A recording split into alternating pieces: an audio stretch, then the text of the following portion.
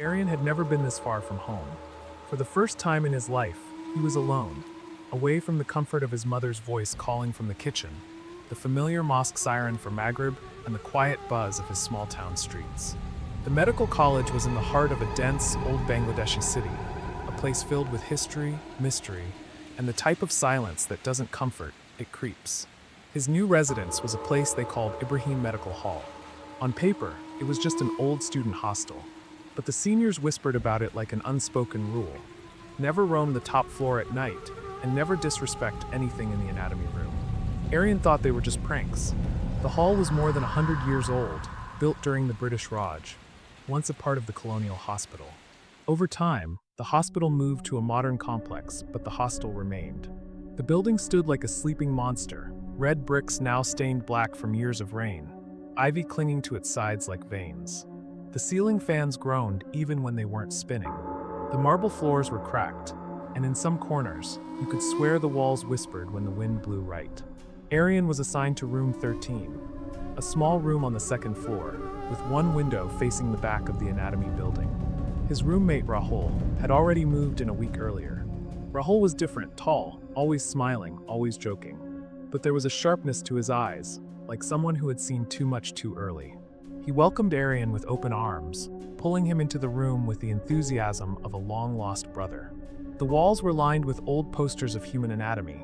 A skeleton model stood in the corner beside the cupboard, and a small desk held several medical books, some too dusty to touch. "You'll get used to the smell," Rahul had said on the first day. "Formalin, decay, old books, it's all part of being a doctor." Ariaan laughed nervously. He didn't realize then that some smells never left the walls, even after the source was gone. That evening, they explored the building together. Rahul showed him the anatomy lab on the ground floor. The room smelled sterile, yet old, a metallic tang in the air. Metal tables with rollers, cabinets locked tight, and at the far end, a cold storage chamber. A single body bag lay inside, zipped and silent. "That's our 07, Rahul whispered. "A female cadaver. Died last year, no relatives to claim her. Donated to science." Ariaan felt a chill run down his spine, not from the corpse, but from the cold detachment in Rahul's voice. "We named her Ronnie," he chuckled. "Don't worry, she doesn't bite." The seniors would gather in the study hall every night, telling stories of students who lost their minds after night shifts in the lab, of shadows that moved across locked rooms, of whispered names being called at 3 a.m., always in a woman's voice. Ariaan wasn't superstitious, but the stories stuck to his mind like cobwebs. He laughed along, but that night, while lying in bed, the wind pushed his window slightly open, and for just a second, he thought he heard a breath, soft, shallow, like someone sleeping beside him. Rahul seemed unaffected by all of it. In fact, he was obsessed. He kept a notebook of strange happenings, times when the fans stopped moving during a story, when the lights flickered during a dissection. "Spirits are real," he told Ariaan one night. "Especially Jinns. They don't like it when you disrespect the dead, but they love attention." Ariaan dismissed it as a phase. Medical students often found weird ways to cope with stress. But deep inside, something about the way Rahul looked at the cadaver during class made him uneasy. A week passed, and the hall seemed darker each night. One evening, during a heavy storm, the power went out. Students lit candles, played cards, and told horror stories to pass the time. Ariaan was in the common room when he noticed Rahul wasn't there. He found him in the anatomy lab, alone in the dark, taking pictures of our 07. The flash from his phone camera lit up the dead body in grotesque detail. Rahul stood over her, laughing, zooming in on her exposed jaw, her stitched scalp. "What the hell are you doing?" Ariaan asked, horrified. "Relax, bro. It's just a dead body. She won't mind." Rahul smirked, clicking another photo with her cold hand in the frame. The moment the flash went off again, the lights came back on, harsh, bright, blinding for a second. But Ariaan saw it. Just behind Rahul's shoulder, a shadow. It moved when nothing else did. It was gone in an instant, but Ariaan felt his heart stop. Rahul didn't notice anything. He just kept scrolling through the photos. That night, things changed. Rahul complained of a sudden, unbearable pain in his left leg, like something had clutched his calf and wouldn't let go. He couldn't walk properly, and there were no bruises, no swelling. But he swore it felt like he was being pierced from the inside. The medical officer at the hall gave him painkillers. Nothing worked. He couldn't sleep, kept waking up gasping, his mouth dry, his eyes bloodshot. Ariaan started noticing other things: whispers near the cupboard, footsteps in the corridor when no one was around, and the sound of lab tables dragging themselves in the middle of the night. He remembered the stories, and for the first time, he started to believe. In the dim blue light of dawn, Ariaan sat silently on the edge of his bed, eyes wide open, staring at the peeling paint on the wall in front of him. He hadn't slept, not even for a minute. Rahul's groans, the shifting shadows outside the window, and that unbearable silence between the creaks of the old ceiling fan. It was as if the entire hall had taken a breath and was holding it, waiting. Something had changed last night, and whatever it was, it had begun with Rahul's irreverence. By morning, Rahul could barely stand. He limped, dragging his left leg like it weighed 3 times the other. His skin looked pale and dark circles had formed under his eyes. He forced a laugh when Ariaan asked how he was doing, but the tremble in his voice betrayed him. "It's nothing, bro. Just a muscle pull or something. I'll be fine." But Ariaan knew. It wasn't a cramp. It wasn't normal. There was something inside that room, something they had disturbed. Classes resumed as usual, but Rahul struggled to keep up. During dissections, his hand would tremble when holding a scalpel. His notes became incomprehensible scribbles. Sometimes, Ariaan would look over and find him staring into the distance, lips moving silently, as if in a conversation with someone only he could see. When asked, Rahul would shrug it off. But his eyes were hollow, like he was being drained. One evening, Ariaan found him hunched over his phone, deleting photos furiously. "What are you doing?" he asked. Rahul looked up, panic in his face. "They're changing. The photos, they're not the same as before." Her eyes, they were closed. Now they're open. He showed Ariaan one of the pictures he hadn't deleted yet. It was dark, blurry, but unmistakably horrifying. The cadaver, R07, was lying on the metal table as before. But her mouth was open, and there were teeth. Sharp, crooked grinning. Her stitched eyelids somehow had pulled apart. Black voids stared straight into the lens. Ariaan snatched the phone and tried to rationalize. "It's the flash. It's just distortion. You're stressed, man. You're seeing things." But deep down, even he didn't believe himself. That night, Rahul tossed and turned in bed, moaning in pain. Ariaan stayed up, reading Ayatul Kursi on repeat under his breath, his heart pounding. Around 2:45 a.m., the electricity flickered, and the lights went out for exactly 30 seconds. And in those 30 seconds, something moved. Not in the hallway, not in the distance. Right there, inside their room. Ariaan couldn't see, but he felt it. The air thickened, pressing down on him like wet cotton. The temperature dropped, and the smell. Oh, that ghastly smell. It wasn't formalin anymore. It was old blood, damp, metallic, and rotting. And then the breathing began. Shallow, uneven, like someone who had drowned, gasping to live again. When the lights came back, Rahul was sitting upright, eyes open, mouth trembling. His bedsheet was soaked in sweat, but he was freezing. "She was here," he whispered, "standing beside you, watching." Ariaan had enough. The next morning, he went to the imam of the university mosque, a kind, elderly man known to most students as Huzur Faridi. Though a religious scholar, Faridi had seen enough in his years to know that some things weren't medical or psychological. Some things were spiritual. He listened carefully as Ariaan recounted the events, the photos, the leg pain, the smells, the breathing. He nodded slowly, his expression grave. "There are spirits that dwell in places of the dead," he said. "Some are harmless, but others they watch. They wait, and if you mock them, they respond."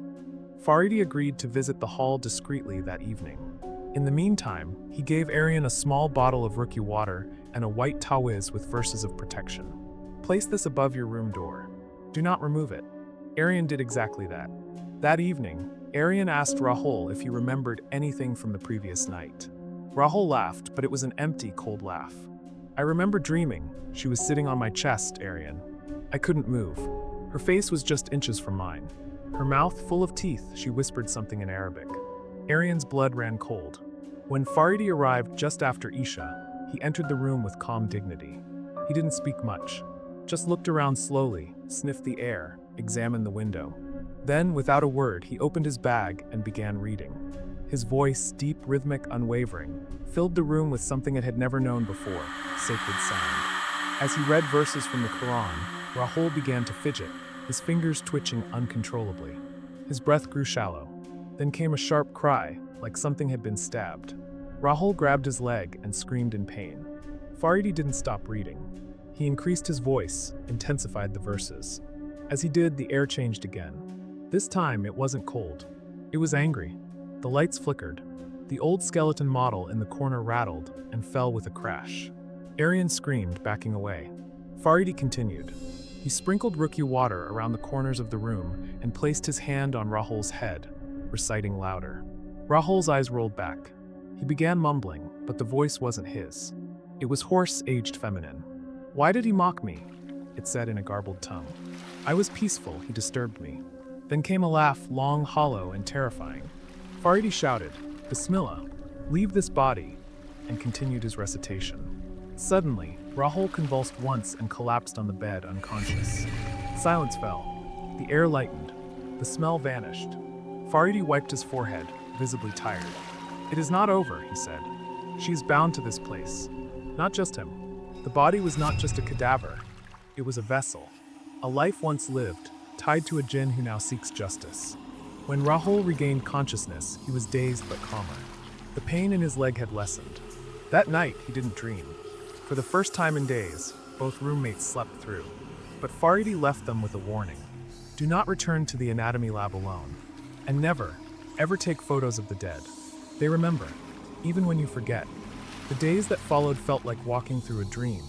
Or rather, a nightmare that refused to end even when the sun was shining. Though Faridi Huser's Ruqya had helped subdue the malevolent presence inside Rahul, something still lingered in the walls, in the shadows, in the air. The medical hall had changed. The students could feel it. A heaviness settled over the building, subtle yet suffocating. Lights flickered more frequently, fans groaned like dying creatures, and the nights became colder than they should have been for late September. Rahul seemed better at first. His limp improved, and the pain in his leg reduced significantly. But it was the silence that disturbed Ariaan most. Rahul, once energetic and loud, now barely spoke. He stared blankly during lectures, rarely left the room, and often sat in the corner muttering verses he didn't seem to understand. His laughter was gone, replaced by a constant, twitchy nervousness. Sometimes, Ariaan would wake up at night and find Rahul sitting upright, facing the wall, whispering. He never acknowledged it in the morning. The students around them began noticing strange happenings too. One boy in the room across the hall reported waking up to find deep scratches on his window pane from the inside. Another claimed he heard a woman crying in the staircase at 3:13 a.m. sharp. The warden dismissed these as stress-induced hallucinations, but Ariaan knew better. Whatever was lurking in the hall was growing stronger. One particular night, Ariaan was studying late when he felt something off. The room was warm, the fan running, but a chill crept up his spine. The kind of chill that doesn't come from temperature, but presence. He looked up and saw Rahul standing by the window, unmoving. "Rahul," he whispered. No response. He walked over slowly. Rahul's eyes were wide open, but unfocused, like he wasn't seeing the room at all. Then Rahul spoke, not to Ariaan, but to someone else. "I said I was sorry. I didn't know. I didn't mean it." His voice trembled. Ariaan placed a hand on his shoulder. "Rahul, who are you talking to?" Rahul turned suddenly, eyes now locked onto Ariaan's. "She's angry," he whispered. "She says I have to return what I took." "What did you take?" Rahul looked down at his phone, then back up. Her face, her silence, her dignity. And then, as if struck by a bolt of electricity, Rahul screamed. A loud, animalistic cry of pain and terror. He clutched his leg again, this time violently, falling to the floor. "She's biting. She's biting through the bone," he howled. Ariaan grabbed the bottle of Ruqya water and poured some on Rahul's leg. Instantly, a faint sizzle rose from his skin, like water hitting a hot pan. The room reeked of burned flesh, though there was no burn mark. Rahul fainted. Ariaan ran to the mosque and found Faridi Huser again. This time, the scholar's face darkened. "You didn't tell me she manifested outside the lab," he said. "This is no longer bound to disrespect. It is possession." Faridi came the next morning with a team. 2 other men, one a Hafiz, the other a student of Jinn-related cases. They sealed the room for a few hours. Loud Quranic recitations could be heard from outside. By the time they finished, the room felt emptier. Not safe, but lighter. They found something under Rahul's bed. A photograph. One that no one remembered taking. It showed the anatomy lab, empty, except it wasn't. In the background, near the cold storage, was a figure. A woman, pale, long black hair, standing barefoot, her face distorted beyond human recognition. Her eyes black, lips torn in a snarl. She was looking straight into the lens. Rahul didn't recognize the photo, nor did he recall how it got there. The team burned it in a controlled fire outside the hall. The ashes scattered strangely, not with the wind, but against it like something resisting. The next few nights passed with cautious calm, until the scream. It came at exactly 3 a.m., not from inside the room, from the hallway. It was a woman's scream, long, blood-curdling, filled with rage and grief. Students burst from their rooms, terrified. One slipped down the stairs, trying to run. Another claimed he saw a white-clad woman near the common bathroom, her head twisted unnaturally to one side. The warden had no choice but to temporarily shut the second floor. Ariaan and Rahul were relocated to a lower level, but the entity followed. That night, Rahul awoke with blood on his sheets. Small cuts, 3 of them, perfectly parallel on his chest. Like claw marks. He didn't remember anything, but Ariaan had been awake. He had seen it. The room went dark, and for 10 seconds, silence fell. Then a gust of wind, inside a closed room, lifted Rahul's blanket slightly, and someone moved beneath it. Ariaan reached for the Rukia water, but it was already too late. Rahul had begun convulsing. They called Faridi again. This time, the scholar looked tired. Not physically, spiritually. "There's something else you haven't told me," he said sternly. Rahul hesitated. Then slowly, he admitted what Ariaan hadn't known. He hadn't just taken photos. He had touched the cadaver, moved the jaw, turned the head, stuck his fingers between her stitched ribs and joked with a senior about digging for treasure. He had mocked her, handled her like a toy, disrespected the body of someone who once had a name, a soul. Faridi's face turned pale with anger and grief. "You defiled a vessel. You desecrated the dead." That was the trigger. This wasn't just a Jinn's wrath. It was personal. It was vengeance. That night, Faridi didn't just perform Rukia. He called in a senior mufti from outside the city, someone experienced with exorcisms involving bound spirits, Jinns tied to human grief. The mufti examined Rahul in silence, asked him to describe his dreams. Rahul broke down. He confessed to seeing her every night, standing in the corner, eyes bleeding, mouth open, saying the same thing over and over. "Return it." But he didn't know what it meant. The mufti paused, then said quietly, "There is something she still considers hers. Something you have, physical or spiritual. Think." Rahul went through everything, then suddenly remembered, the ring. On the day he took the pictures, he had noticed a small metallic object tucked between the ribs of the cadaver. Out of curiosity, and perhaps arrogance, he took it. It was a plain silver ring with a black stone. He had meant to return it, but forgot. The ring was still in his drawer. When Ariaan opened the drawer, the smell hit him first, like death. Stronger than before. The ring lay there, ice cold, darker than black. Faridi picked it up with a cloth and immediately wrapped it in layers of fabric, reciting protective verses. "This," he said, "is not just a ring. It was hers, and it is the anchor, the tie between her soul, her Jinn, and this world." Faridi ordered them to return the ring to the anatomy lab. That night, accompanied by the mufti and 2 others, they entered the lab again. It felt like walking into a tomb. They unzipped the cold storage. R07 still lay there, unmoving, but the air shimmered with tension. As Faridi began the do-as, the temperature dropped instantly. The lab lights blinked once, then died. Darkness. In the pitch black, the mufti's voice rang out. "We return what was taken. We seek forgiveness. We offer peace." When the ring was placed beside her, a low humming sound filled the room. It wasn't mechanical. It was a sound of release. A breath let go, and then silence. Real silence. The kind that no longer watched. That night, Rahul slept. Peacefully. For the first time in weeks, so did Ariaan. After that night in the anatomy lab, a strange, uneasy calm settled over the medical hall. Rahul had changed. The pain in his leg vanished almost entirely. The violent dreams stopped. And for the first time in weeks, his voice sounded like his own again. But Ariaan noticed something else. He seemed hollow, as if a part of him had been taken or buried. He laughed when prompted, studied as usual, but in the quiet moments, he would stare into space with a distant, haunted look in his eyes. The rest of the hall began to recover from the trauma, though whispers still circulated. The story of the female cadaver's revenge became the stuff of forbidden legend among the students, passed in hushed tones in the cafeteria and stairwells. Some believed it had ended. Others, like Ariaan, felt it had only changed shape. Faridi Huser continued checking in on them, now more cautiously than before. He always came during daylight and never alone. His advice was simple: continue regular prayer, keep the room spiritually clean, and never revisit the lab unsupervised. But one afternoon, Rahul came back from a class with sweat pouring from his face, trembling. He pulled Ariaan aside and whispered, "She's not gone. I saw her again. It happened during a physiology practical." Rahul claimed he'd looked up from his notes and saw her reflection, not in the glass, but in the shiny metal tray used for scalpels and instruments. She stood behind him, smiling, with a mouth too wide, filled with broken, jagged teeth.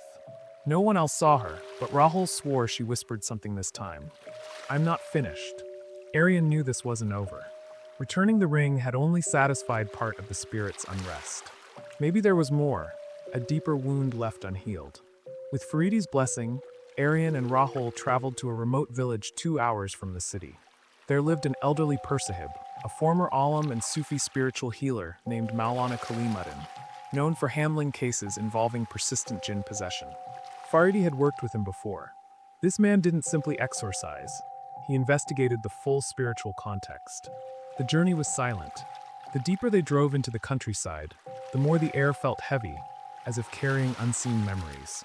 Maulana Kalim lived in a simple tin roof house beside an ancient banyan tree. Birds chirped in the trees, but even they seemed wary. He welcomed them without question, as if he already knew they were coming. Inside, the walls were lined with Quranic verses and calligraphy. A large bowl of blessed water sat in the corner. After brief introductions, Maulana asked for the full story, no omissions. Rahul, for the first time, confessed everything in tears. The photos, the touching, the mocking, the ring, the dreams, even the moments he couldn't remember, where he'd wake up in the bathroom with no idea how he got there, or find scratches on his arms that weren't there when he slept. Maulana closed his eyes and listened, whispering Diker as he rocked slightly. Then, after a long pause, he spoke.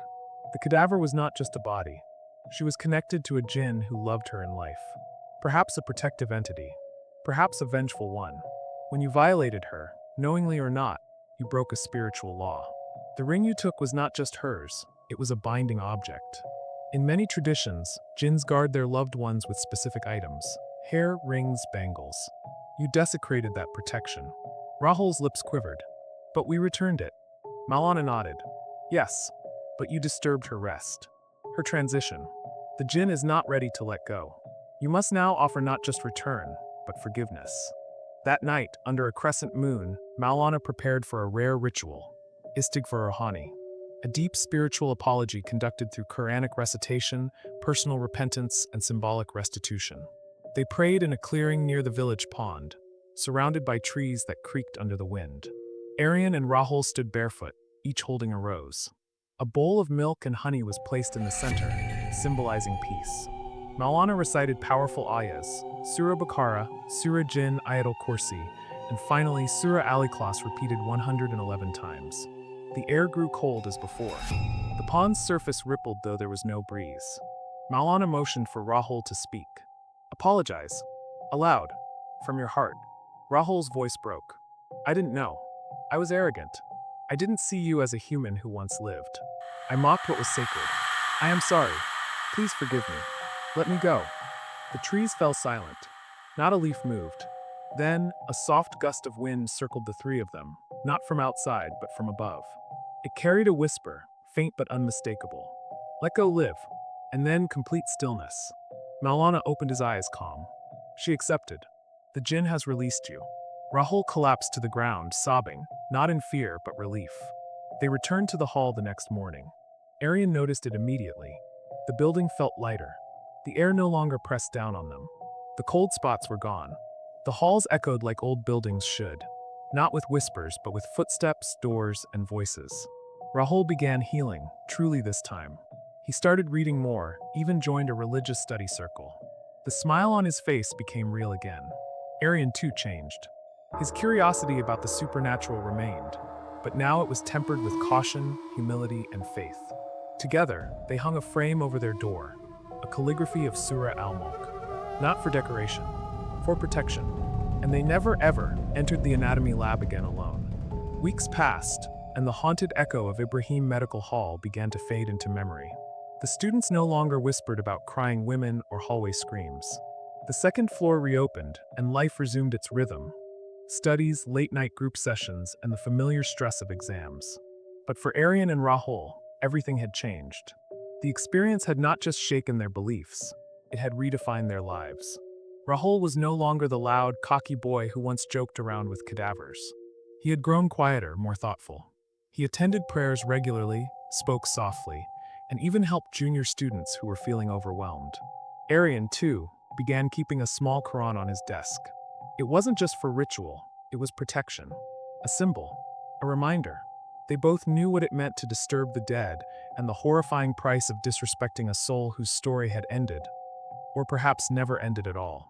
One rainy evening, as the halls echoed with the tapping of raindrops on rusted window panes, Ariaan received a call from Faridi Huser.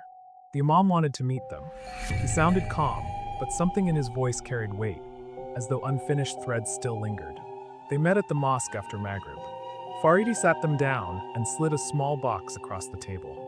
Inside was a silver chain with a round, engraved pendant.